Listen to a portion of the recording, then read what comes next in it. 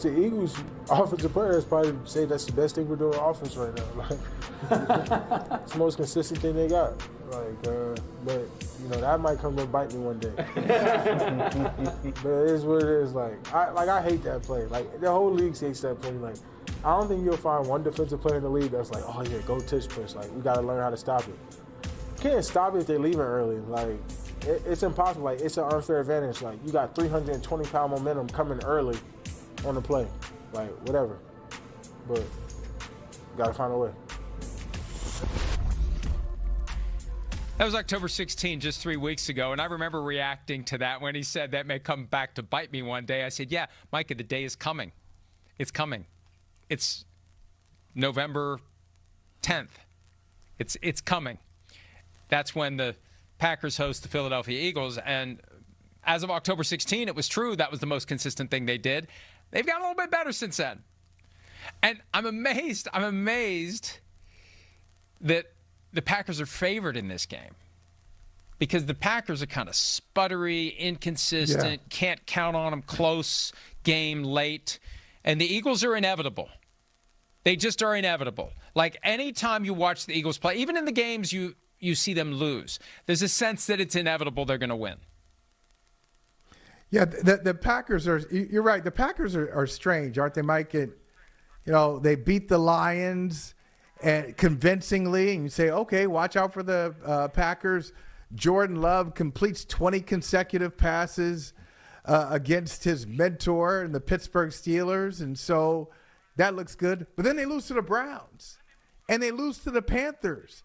And not only did they lose to those teams, they couldn't move the ball against them, and they couldn't even reach 20 points against those teams. So they are a little tough to figure out. But you said, Micah, the day is coming for him, those words coming back to bite him.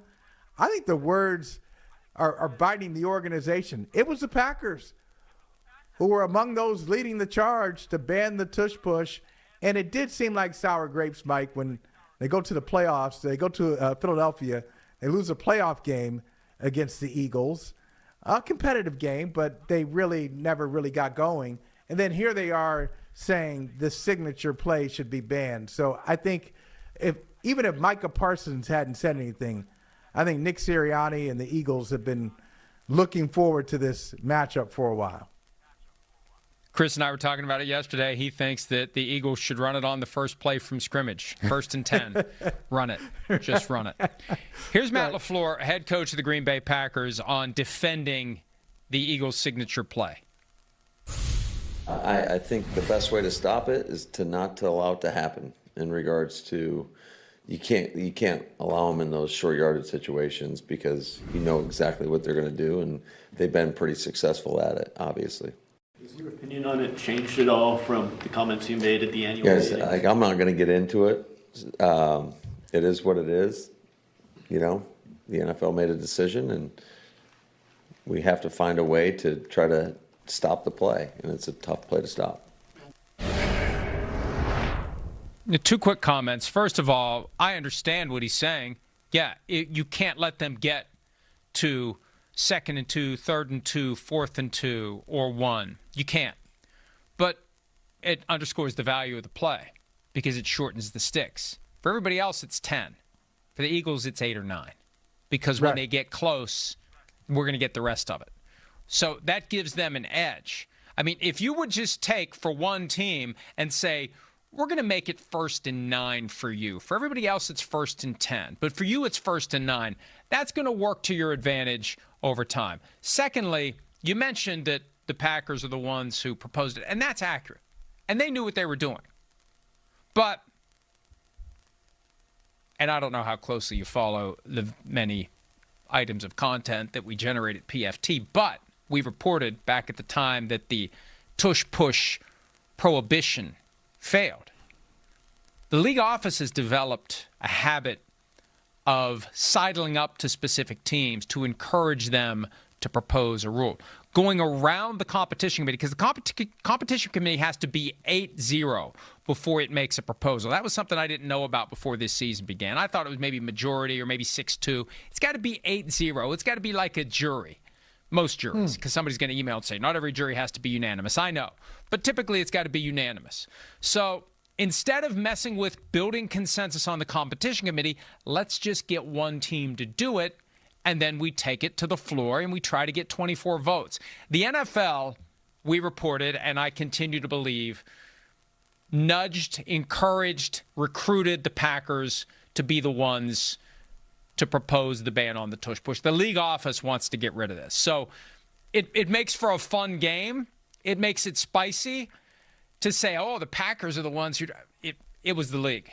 The Packers were the ones who said, yes, we'll do this if you want us to do this.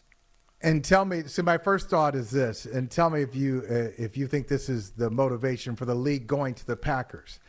Packers are the only team that doesn't have an owner that you can identify with that team. And so it's not like if you encourage the Cowboys to do it, then that's Jerry Jones. If you encourage the Patriots, Robert Kraft, so on, Woody Johnson with the Jets, so on and so on.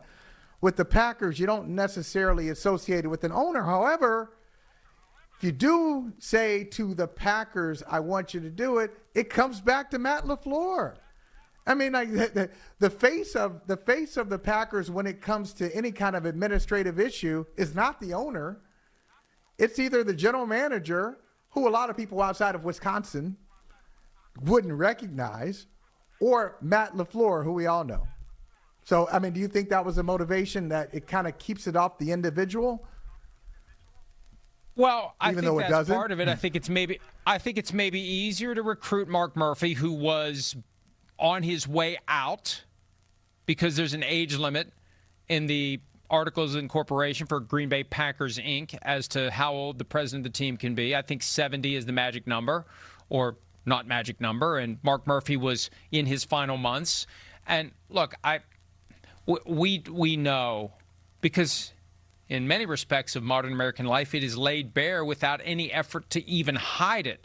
We know there are plenty of backroom dealings. We know there are plenty of favors traded. We know that you get things done by saying, if you do this, I'll do that. That's basic politics. That's how you get votes on legislation. You give me this, I'll give you that. I want this, I want that.